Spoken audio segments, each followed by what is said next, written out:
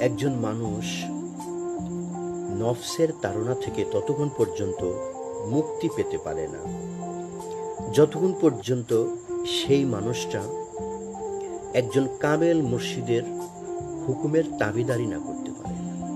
কেননা একজন মানুষ যখন পীরের দাসত্ব করে, পীরের হুকুমকে মান্য করে, তখন সেই মানুষটা নিজের নফসের দাসত্ব হতে মুক্তি পায়।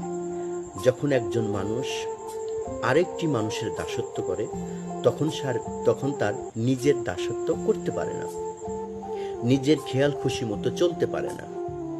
একজন মানুষ যখন একজন কামেল মুর্শিদের দাসত্ব করে, কামেল মুর্শিদের আচরণের স্বভাব চরিত্রকে যখন ফলো করে, তখন তার ভক্তের মধ্যে থেকে নিজের যে খুসুসিয়াত, নিজের যে গুণাবলী আছে সেগুলো বের হয়ে যায়।